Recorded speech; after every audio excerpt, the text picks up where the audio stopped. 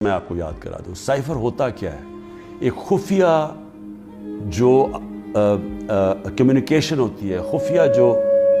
پیغام بھیجا جاتا ہے پاکستان کے ایمبیسڈرز جو فورن آفس کو پیغام بھیجتے ہیں, وہ ایک خفیہ کوڈ کے مطابق بھیجتے ہیں, اس کو سائفر کہتے ہیں. تو وہ جو سائفر ہوتا ہے یہ بڑا ضروری ہے آپ نے سمجھنا, وہ واقعی اس کو سیکرٹ رکھنا, اس کو خفیہ رکھنا بہت ضروری ہے, کیونکہ ایک دفعہ وہ کوڈ دنیا کو پتہ چل جائے تو سارے جتنے بھی آپ کے ایمبیسڈرز خفیہ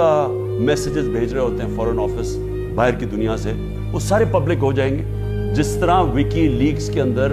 پبلک ہو گئے تھے. یاد رکھیں وکی لیکس میں امریکن ایمبیسڈر جو ڈاکیومنٹس بھیجتے تھے, جو کمیونیکیشن بھیجتے تھے اپنے اسٹیٹ ڈپارٹمنٹ کو, وہ سارے پبلک ہو گئے تھے, اور اس میں کئی انکشاف ہوئے جس میں دیکھنے والے جو پاکستان کے اندر ہمارے سیاستدان وہ کیا باتیں کر رہے تھے ایمبیسڈر سے, وہ بھی دیکھنے والے ہیں کہ کتنے دوگلے تھے. اور انہوں نے, میں یہ اللہ کا شکر ہے میں یہ کہتا ہوں, انہوں نے کہا کہ ایک آدمی ہے جو ہمارے سے بات کرتا ہے وہ پبلک سے کرتا ہے, باقی انہوں نے کہا باقی جتنے پولیٹیشین ہیں وہ ہمیں کچھ کہتے ہیں, پبلک میں جا کے کچھ کہتے ہیں. بہرحال تو وہ سائفر کو سیکرٹ رکھنا بڑا اہم ہے. تو کیا عمران خان نے وہ جو سائفر جو کوڈ تھی اس کو پبلک کیا؟ اب یہ آپ سمجھ جائیں کہ جو سائفر آتا ہے فورن آفس کے اندر وہ کبھی کسی کے پاس نہیں جاتا, وہ صرف فورن آفس میں رہتا ہے, وہ چوری نہیں ہو سکتا,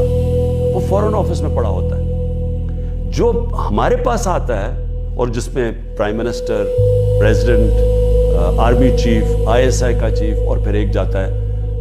اس کا جو جاتا ہے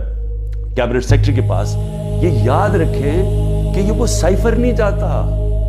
یہ سائفر کا جو مفہوم ہوتا ہے وہ اپنے لفظوں میں لکھ کے ہمارے پاس پہنچتا ہے. تو سائفر فورن آفس میں رہتا ہے, وہ کبھی وہ نہ چوری ہوا ہے, نہ وہ اور کوئی دیکھ سکتا ہے, نہ پرائم منسٹر, ہم کوئی نہیں دیکھ سکتے, کیونکہ یہ سائبر سیکیورٹی کا قانون ہے جو کہ کیبنٹ ڈویژن بتاتی ہے ان کو فورن آفس کو. تو پہلے تو یہ سائٹ پہ کرتے ہیں کہ سائفر کا جو کوڈ تھا وہ کبھی بھی پبلک نہیں ہوا,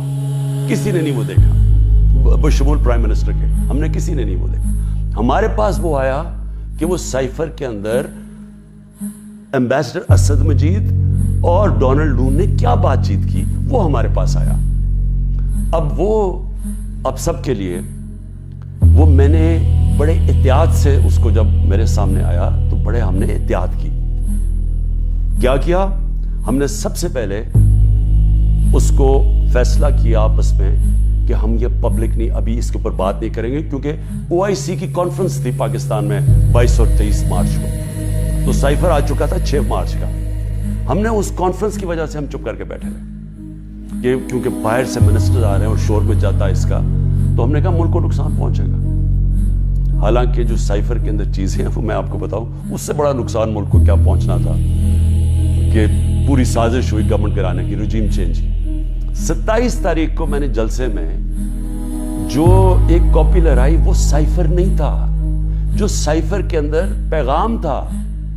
تو وہ میں نے بتایا. اور میں نے تب بھی محتاط رہا, میں نے یہ نہیں بتایا کہ میں نے کہا یہ بڑا سینسٹیو ہے, میں نے لکھ کے بتایا کہ میں صرف کوئی غلط بات نہ کہہ دوں, کیونکہ انٹرنیشنل ریلیشنز ہیں, ہماری دوسرے ملکوں کے ساتھ تعلقات ہیں, وہ نہ خراب ہو جائے. اس کے بعد میں نے کیبنٹ میں رکھا, کیبنٹ کے سارے ممبرز کو بتایا گیا کہ یہ سائفر آیا ہے, اور یہ سمجھ لیں کہ یہ کتنی بڑی اس ملک سے, میں سمجھتا ہوں کہ یہ کتنی بڑی ملک کی توہین ہوئی کہ ایک باہر کا ایک آفیشل وہ پاکستان کے ایمبیسڈر کو کہہ رہا ہے کہ اپنے پرائم منسٹر کو اگر تم نے نہ ہٹایا, ووٹ آف نو کانفیڈنس, جو پھر سے میں یاد کرا دوں کہ ابھی آئی نہیں تھی, تو پاکستان کے لیے مشکلات ہوں گی, اور اگر اس کو ہٹا دیا تو سب کچھ معاف ہو جائے گا. یہ تھا سائفر میں. اور جو ایمبیسڈر تھے, پھر سے میں آپ کو بتا دوں, اسد مجید, انہوں نے لکھا اس میں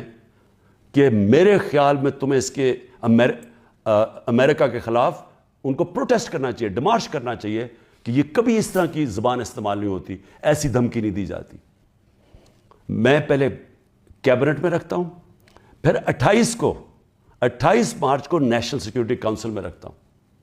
اور وہ نیشنل سیکیورٹی کاؤنسل میں سارے سروس چیف ہوتے ہیں,